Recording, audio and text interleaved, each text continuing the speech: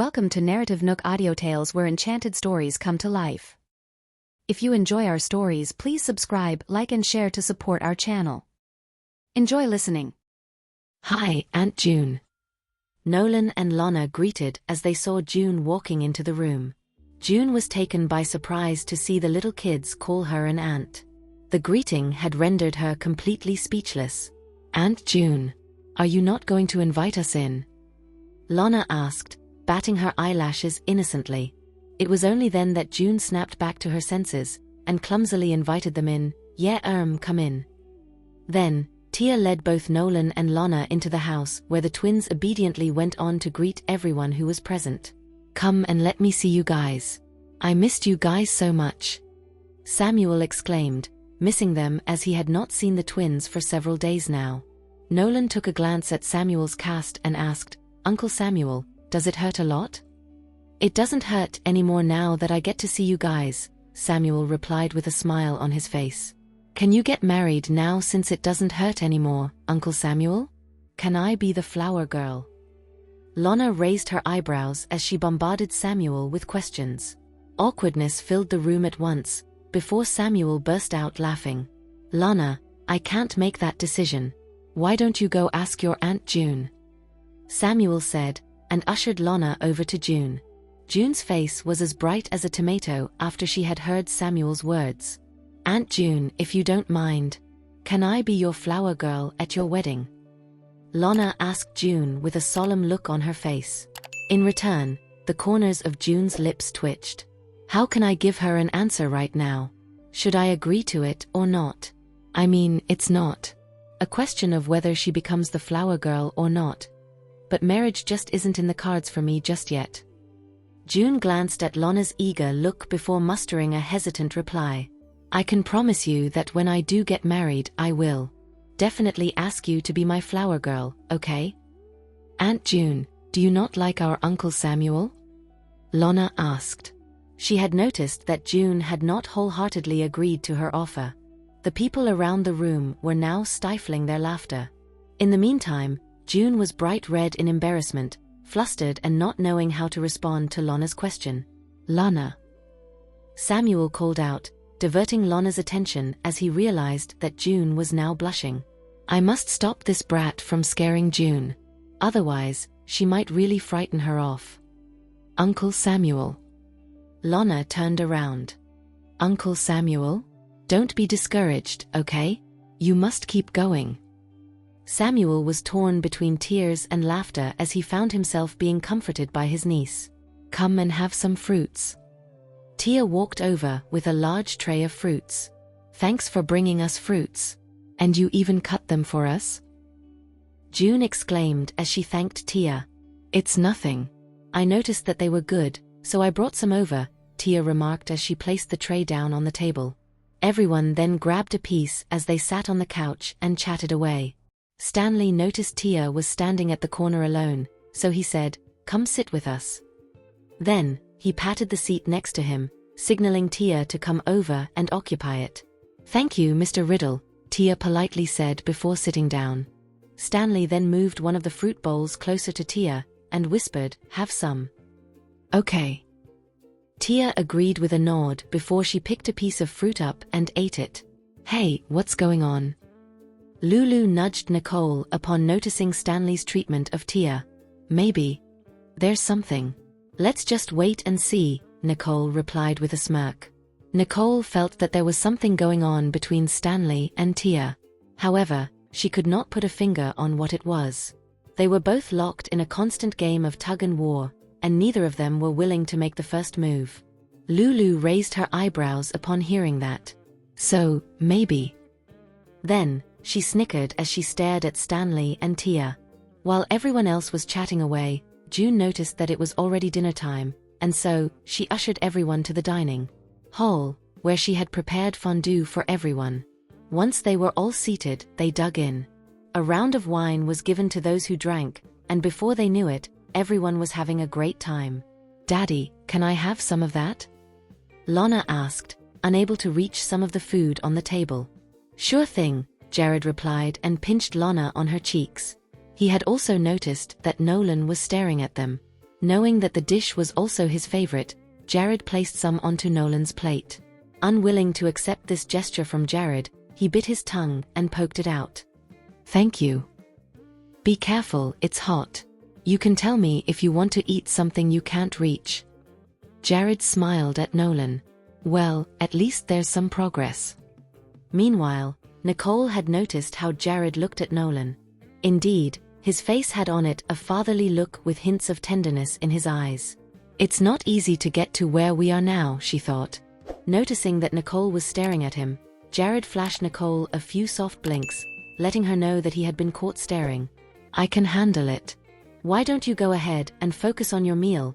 Nicole murmured after noticing that Jared had been taking care of the twins while she was eating. Lulu glanced over at Nicole and Jared, her eyes brimming with envy. These two have a great sense of synergy.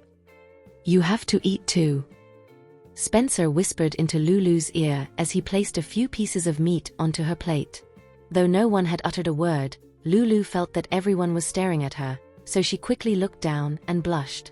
"I can get them myself," Lulu replied in a low voice. Lulu felt that she should not be displaying too much affection to Spencer in public, especially around his family members. After all, they were still dating, and as of now, their future was still uncertain. "Don't worry about it. I can give you whatever you want," Spencer said in a low and husky voice. With her heart pounding, Lulu froze and turned to look at Spencer. "Okay," Lulu replied before she quickly lowered her head. Seeing this, Spencer could not help but smirk to himself. "Why is she being this shy in front of my family? We're all family." And when she felt that Spencer was staring, her cheeks grew hot once more, her heart leaping beats into her ears. "June, how are you going to deal with the pictures of you and Samuel together?" Lulu bit her lip as she turned to June, switching the topic in a jiffy. Lulu had decided that the issue involving Samuel and June was far more important, as the matter had to be resolved with an end in mind. Are they willing to admit to it, clarify the situation, or offer an explanation? "I actually have not thought about it." June paused for a moment, stunned, as Lulu had abruptly brought this upon in the midst of the conversation. This is a problem, and she has still not figured out a solution to this? After June had responded, Lulu stared at Samuel for a long while with her brows raised. "If I ask him, will he think the same? Since we've been photographed together, of course we'll eventually have to come clean about it. I intend to make things clear with the team and have them announce it," Samuel replied, thinking it was good news. Upon hearing Samuel's words, June looked up at him in surprise. "He wants to announce it to the world?" Coincidentally, the two of them looked at each other as if in bafflement.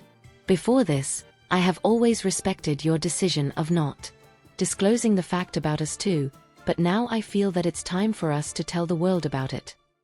The photograph was taken at June's home when Samuel was still recovering. If they did not disclose their relationship, June would be the one suffering the brunt of it from the public, which would pester with an endless stream of questions in the perceivable future. Samuel felt that he should step up and take this opportunity to get married and settle down. He had been thinking of settling down with June for the past 5 years now, but in her case, she had been adamant about keeping the fact that they were an item in the dark due to Samuel's basketball career. Samuel, on the other hand, did not care if the truth was discovered, as his basketball career had nothing to do with June. "I support you." Lulu nodded in agreement. If this isn't made public, how will they ever reveal the truth about their relationship? "Lulu," June called, signaling her not to press on any further.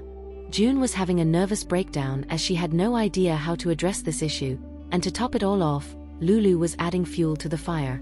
Samuel gently held June's hand, and in a soft but firm voice he said, "You can trust me. This time, we will do what I think it's right." June's heart pounded in her chest, afraid to decline him. "I..." June bit her lips. Then, Samuel caressed her cheeks, and with a hint of hesitation, he asked, "Or do you have other things in mind? Is it because of the notion that my career comes first before anything?" Samuel did not care if June was worried about the latter, but he did not want to pressure her into doing things she was not comfortable with. However, if it was something else, Samuel would want to talk it out to find a common ground in regard to what worked for the both of them. June, is it because Samuel has not given you a proper proposal? Lulu raised her eyebrow as she saw June was reluctant to offer a response. Of course not. June sputtered out. She did not care if Samuel gave her a proper proposal or not. It was just that she had a hard time accepting such an abrupt change, for she had been comfortable in her own space for the longest time. Lulu smiled. Then there's nothing to worry about. I think this is something for you to really think about. Lulu had given this piece of advice to June as she did not want her to go down a road where she would experience a great deal of regret.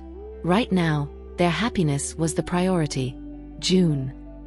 Samuel called out gently, reminding her that he was still waiting for her answer. He was feeling agitated as June withheld the response from him. Above it all, he did not want to pressure her into a role she was not ready for, and that he could wait. Then, eventually, June took a deep breath before locking eyes with Samuel. Okay. It's okay. I can wait. Samuel gave a faint smile, shaking his head before realizing what she had just said. He was stunned as he struggled to compute the reply that he had just received. Wait, what did she just say? Samuel was mentally prepared for June to reject him, so the news came off as a shocker. Did I hear this correctly? Say it again. Samuel looked at June with a perplexed expression on his face. June's cheeks flushed red once more as she feigned a stern look. Forget it if you didn't hear it. I heard it. I heard it. Samuel rejoiced loudly upon receiving his confirmation. Everyone cheered, and soon, congratulatory messages began pouring out. Thank you. Samuel became overjoyed. I finally have a family of my own. In the midst of it all, Lulu looked at Lana with a smile. Lana, I think your wish came true. She'll become my aunt-in-law, right? Lana asked. Yeah, Aunt June is going to be your aunt-in-law, Lulu responded. Then, Lana looked up and asked, what about you, Aunt Lulu? When will you be my aunt-in-law? Lulu became embarrassed, not expecting to be dragged into this. Hey, this is about Aunt June. Leave me out of this. Everyone burst out laughing the moment the remark was uttered. Lulu's cheeks turned even redder as the realization dawned upon her that, as the gossip queen, she had become the topic of gossip today. Let's have a toast. Samuel raised his glass in high spirits. Though he was drinking juice, he downed his glass as though it was a shot of strong liquor, nonetheless. The dinner ended merrily, and everyone left feeling content. After seeing his family off, Samuel pulled June in and held her tightly in his arms and whispered, let's get married once I've recovered. That soon? June exclaimed in shock. I find that it's way past due, honestly. If she did not have any concerns and reservations, they might have even been married already. When I've completely recovered, I'm going to give her a formal marriage proposal and a grand wedding ceremony, he thought. Meanwhile, everyone else downstairs was getting ready to go home. I'll take Lulu home now, Spencer said to the others. Then we'll head home as well. Nicole nodded in agreement. After Spencer and Lulu had driven away, Nicole and Jared got ready to get in the car with Nolan and Lana. Tia hesitated for a moment but ultimately kept her silence. She could not possibly join the kids and hitch a ride in Jared's car, so she figured she would just go home on her own. Stanley, who seemed to have noticed her hesitation, whispered, "Come with me." Nicole raised her eyebrow when she heard Stanley.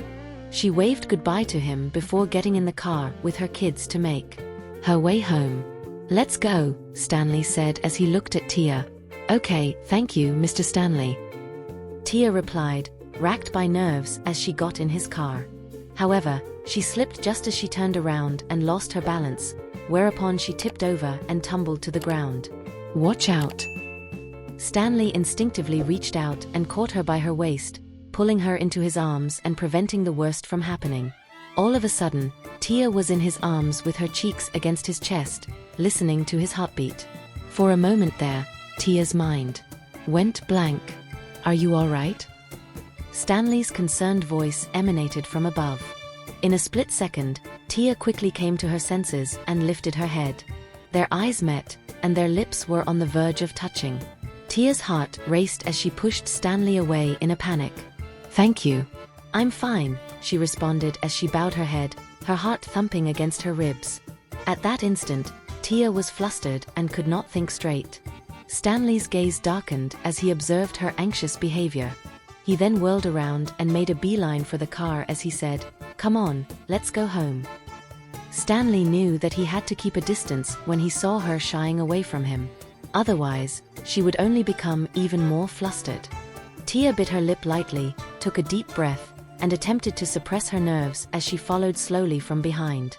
After getting into the car, Tia kept her head down, feeling like a helpless child who had done something wrong. "Is your foot feeling okay?" Stanley asked in a bid to take her attention away from the matter, making her understand that what happened earlier was just an accident. He could not simply ignore her when she was on the verge of falling. "It's fine," Tia moderated her tone, hoping it did not sound strange. "You should visit a doctor if it hurts." "Don't take it lightly," Stanley reminded her, worried that she might have injured her ankle. Tia nodded. "I know, Mr. Stanley." He did not like being called Mr. Stanley, but she had never changed her way of addressing him over the years. With this in mind, he issued a mental sigh and shook his head. Putting his thoughts aside, Stanley continued driving to the Riddle residence while Tia sat quietly. Though she appeared calm, her mind was in total chaos. The scene from earlier would not stop replaying in her mind, and the memory of her being in his embrace made her heart race uncontrollably. Feeling more nervous as she thought about it, Tia buried her head and avoided looking at Stanley. Noticing her movements, Stanley furrowed his brow slightly, though he acted as if he had seen nothing, focusing on his driving. Instead, he did not want things to become awkward between them, so he decided to give her more space. Arriving at the Riddle residence, Stanley flatly said, "We're here. Let's go." "Okay," Tia replied softly. She then opened the door and headed straight to the backyard. Watching her scrambling away, Stanley let out another sigh and walked into the house. "Why are you so late, Uncle Stanley? Where's Aunt Tia?" Lana asked in curiosity, blinking as she looked outside. "She went to the backyard," Stanley replied calmly. "Ha." Lana blinked her eyes, feeling a little puzzled. "Can't they go to the backyard from here? Why did Aunt Tia go all the way from the front yard, which is even further away?" "Nolan, Lana, it's time for you to go to bed," Nicole said, interrupting Lana's curiosity. Although Nicole did not know what happened, she knew that something must have transpired after they had left. Glancing at Stanley and seeing that he seemed normal, Nicole decided not to query him and proceeded to lead Nolan and Lana upstairs. With everyone gone, Gloria asked, "Stanley, how is Samuel doing?" "Samuel and June will probably prepare for the wedding once he has completed his recovery." "Mom, you can start planning the wedding with some peace of mind," Stanley informed, easing her worries. Delighted, Gloria smiled and said, "I'll visit them tomorrow and ask June if she has any ideas for the wedding. We can't just disregard her opinions about this, even though she doesn't have a family of her own." Gloria was relieved now that everything was settled. She would focus on preparing for the wedding. Even though June did not have any family, Gloria did not want her to feel as if she was being left out, so she would go ahead and take care of both their guest lists. "I'll go with you just to make it more formal," Daniel suggested. "Okay, we'll go there together. After everything has been finalized, we can also inform Father to make him happier," Gloria added, having already begun on the planning. Daniel smiled gently. "Ah, my wife is just so thoughtful." He had not thought about telling Mr. Riddle Sr. yet. This was indeed a joyous occasion, and he should inform his father about it. Soon, the Riddle residence quieted down as everyone went to rest. Nicole comforted Nolan and Lana before returning to her room. Jared was still awake, and when he saw her return, he closed his laptop and placed it aside. "You're not asleep yet? Is there something important to work on?" Nicole casually asked as she took a glance at what he was doing. "No, just looking at some details," Jared replied as he reached out to pull Nicole over to the bed. After shooting him another glance, Nicole whispered, "Just go to bed if there's nothing to do." "Okay," he agreed and leaned over to kiss Nicole's forehead. Blushing a little, Nicole gently pushed Jared away and said, "Now go to sleep." "I don't want to sleep, I want to sleep with." Jared stared at her with darkened eyes. His intentions were obvious. Nicole returned his gaze with a look of disapproval and pushed him away. "I'm going to sleep." After that, she pulled the blanket over herself before moving away from him. What a jerk. Even if he's not tired, I am, she thought. Jared found this very adorable. He watched as she wrapped herself up in a cocoon, reached out, and hugged her. "What I meant was that I want to hold you while I sleep." This rendered her speechless. This jerk is fooling me.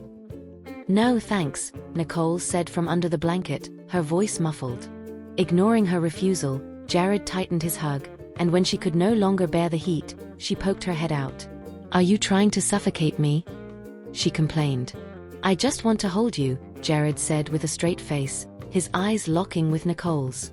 Nicole glared at Jared as she clenched her jaw. She wanted to refuse, but being held while she was all wrapped up would just make it stuffy, so she had no choice but to compromise. Finally, she came out from under the blanket. Feeling content, Jared embraced Nicole, but this time, he stayed put and just held her in total silence. Nicole let out a sigh of relief and soon fell asleep in his embrace. Listening to her gentle breathing, Jared shook his head and planted a light kiss on her cheek before falling asleep himself. During the next morning, the sun rose, and the land was clothed in light. After breakfast, everyone in the Riddle family got busy with their respective tasks. Nicole had just arrived at the Riddle Corporation when she ran into Lawrence once again. "Lawrence, why are you here so early? Is there something you need?" "Just here to see you," Lawrence smiled. "Oh, come on up and chill out for a while then," Nicole said, leading Lawrence to her office without thinking much about it. After sitting down and chatting for a while, Lawrence casually asked, "Any progress on that electronic badge system I got you to help me with?" "Sorry, but no," Nicole replied, her voice brimming with guilt. That system was truly peculiar. She had tried various methods and approaches, but she just could not crack it. This was something she had never encountered before. It felt as if the system was not locked from the outside. If anything, it seemed as though an internal failsafe had been activated, making it impenetrable. Lawrence comforted her when he saw the guilty look on her face. "It's okay. With your abilities, you might be able to crack it one day if you keep trying." After all, nobody would be able to access the system if Nicole could not. Nicole squinted for a second before she calmly said, "I will keep trying." Although she genuinely wanted to help Lawrence by breaching the electronic badge system, she had already tried various methods, all of which in vain. She was frustrated with the outcome, but today, Lawrence's mannerisms gave her a strange feeling. In the past, Lawrence would rarely ask her anything pertaining to her progress in cracking the system. Recently, however, he had already inquired about it several times in a short window of time. He did not seem to be in a hurry, but if that was the case, it made no sense as to why he would keep urging her. Lawrence's behavior was indeed unusual today. Previously, when Nicole reported no progress, he would just comfort her and tell her not to rush it. But today, of all days, he had urged her to try harder. She did not want to give him a long-winded explanation about the fact that she had not been lazy. In fact, she really wanted to crack it and repay him for the favors he had done her over the years. Still, his actions today gave her a strange feeling. She gritted her teeth and agreed, "Okay, I will try again. If it really doesn't work, we can think of other ways or find someone else to help." Although Lawrence had said that she was the only one who could crack it because she was the most skilled hacker, she was beginning to have doubts about whether she had completely misunderstood the system.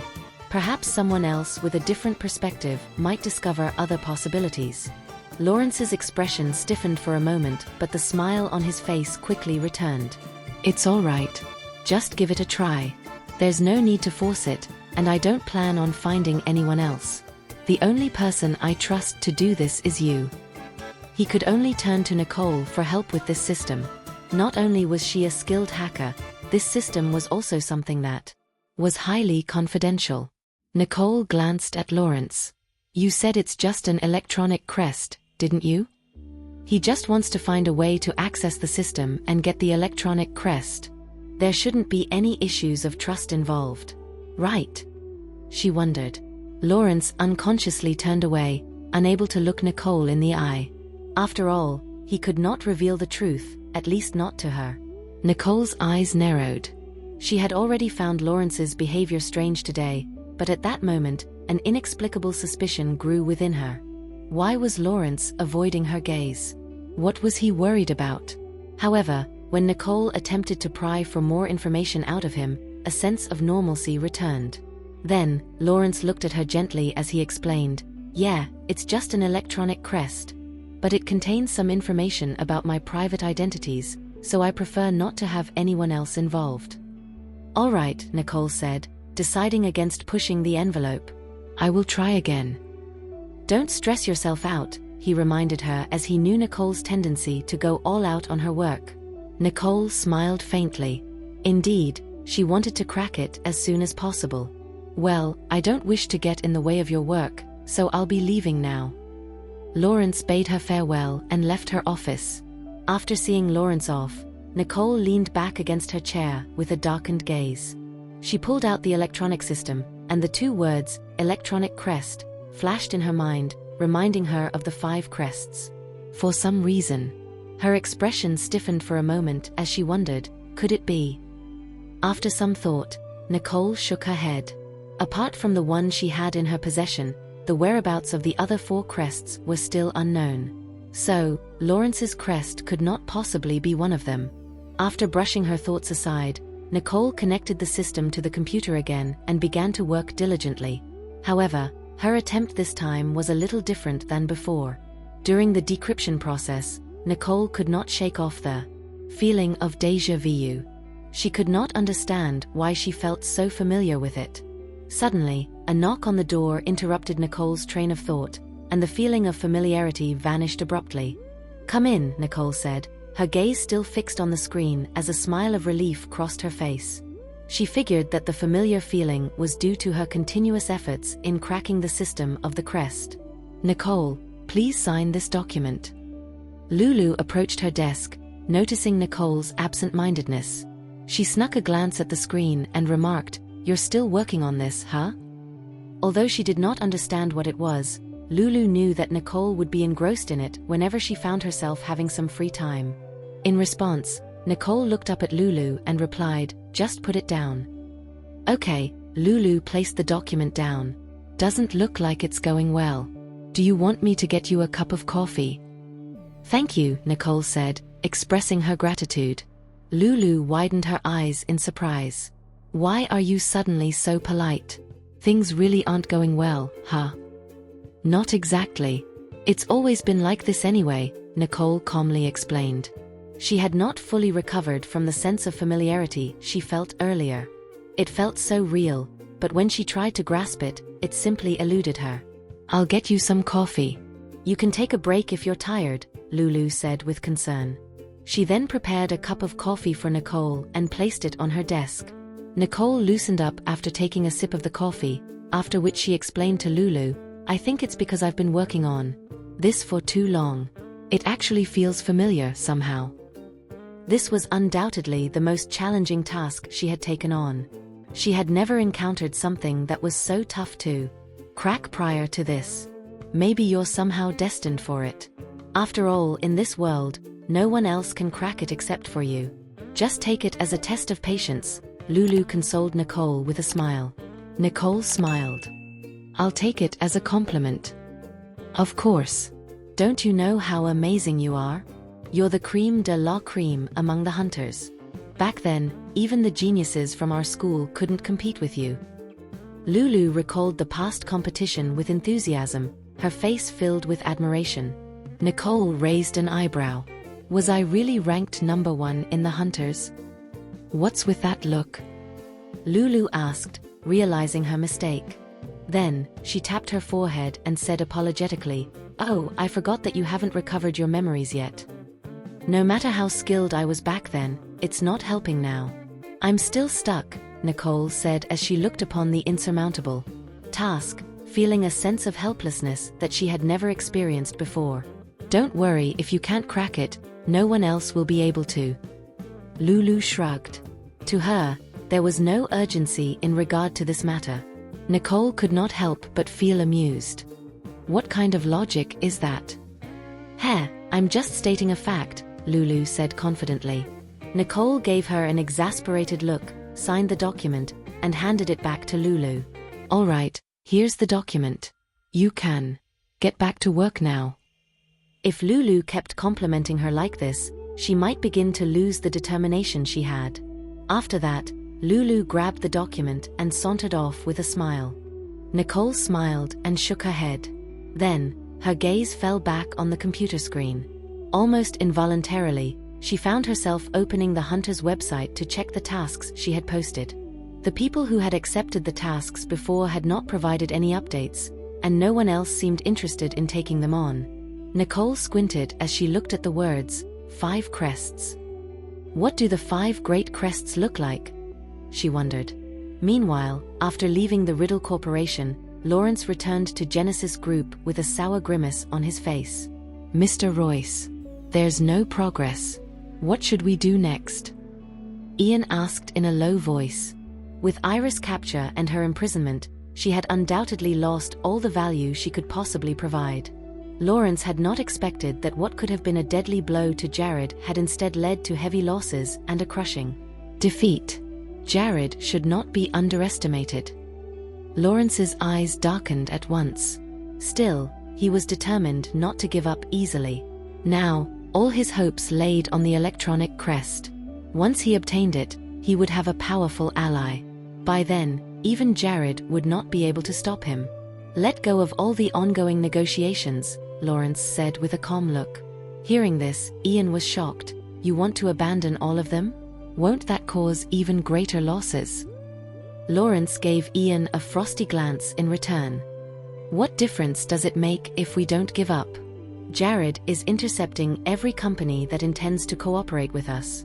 Any project that interests him will inevitably be claimed by the Johnston Group. If we continue like this, we'll be the ones at a disadvantage."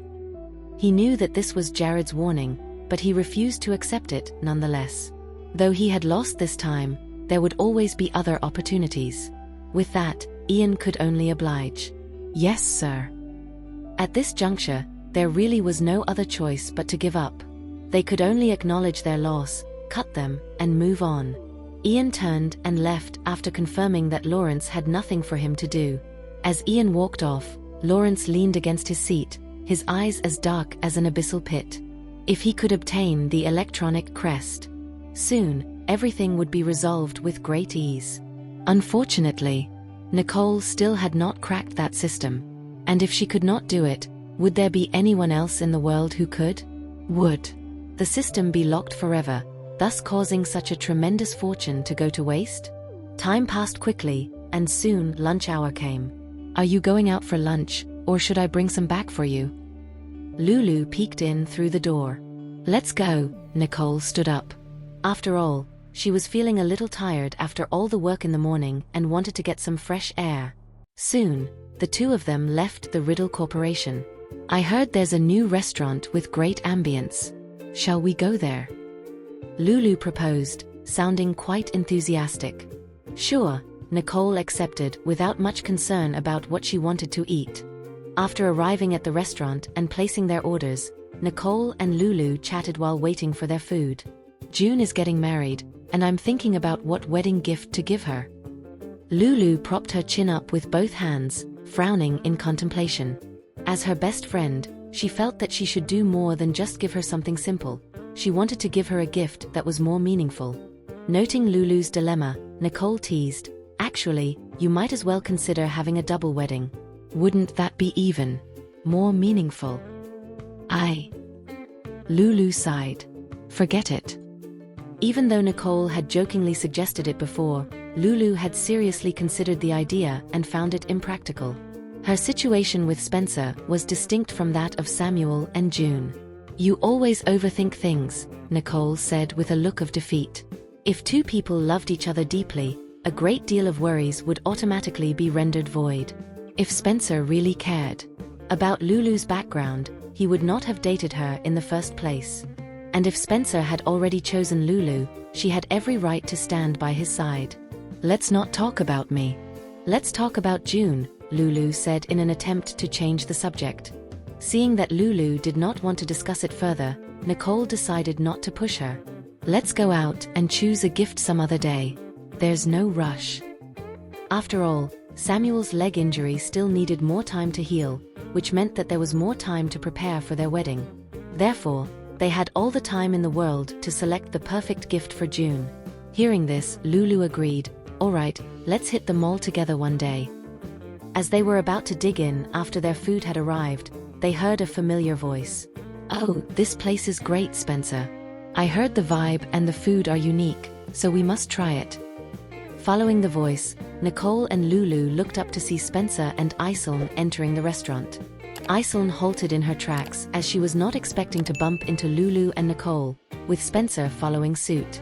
The four of them exchanged glances, whereupon an awkward tension began creeping into the room. "Let's eat, Nicole." Lulu lowered her head as if nothing had happened and continued eating. Nicole was at a loss for words as she furrowed her brows. She believed that Spencer was maintaining a healthy, platonic relationship with Iselin, but being caught in such situations repeatedly would inevitably create a rift between him and Lulu.